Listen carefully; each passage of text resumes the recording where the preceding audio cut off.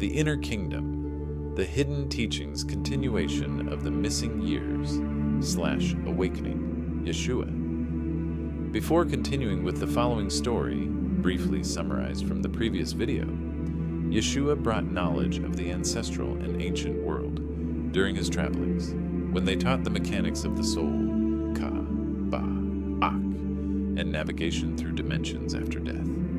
He mastering the physics of the soul, how consciousness manipulates matter, how vibration and intent create reality, how to activate the light body, Merkaba, to ascend without dying in the traditional sense, how to heal the body by frequency manipulation, hence later miracles. He was remembering who he was, a soul being sent to remind humanity that we are not sinners, we are not slaves.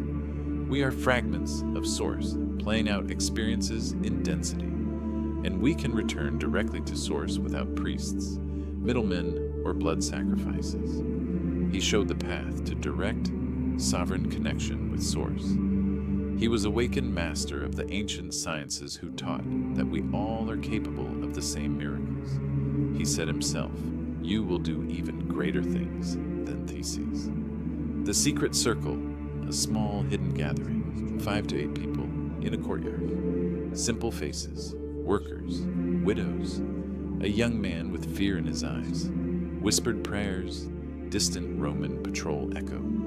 Yeshua soft, direct says, "If you bring forth what is within you will save you. If you do not, what you refuse to see will rule you." A listener asks, "Where is the kingdom?" Yeshua says, "It is not there, it is not later.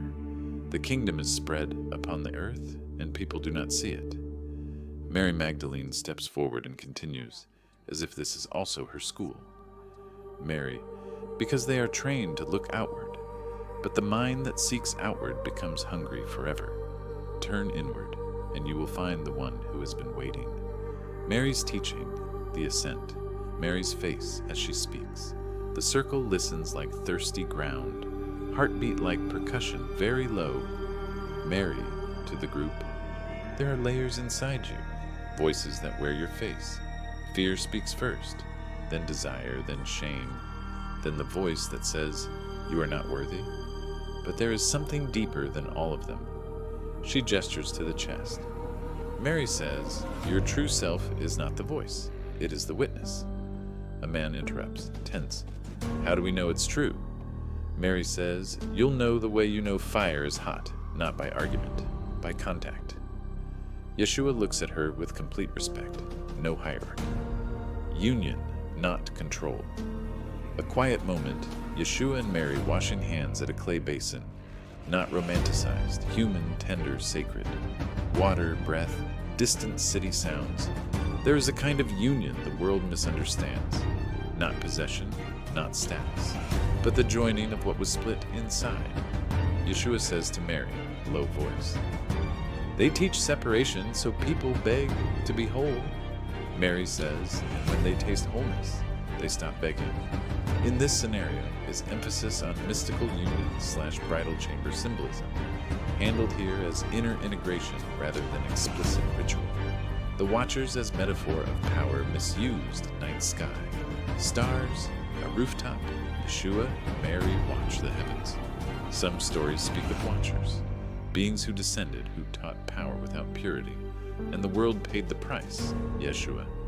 Knowledge without love becomes a weapon, Mary, and love without knowledge becomes a cage, Yeshua. Our work is to reunite them. The hunt begins. Roman soldiers move through alleys. A local informant whispers to a temple authority. Temple authority, cold. He teaches people they do not need us. Roman officer, flat. If his words make crowds become fire. Cut back to the circle. A young follower rushes in, panicked.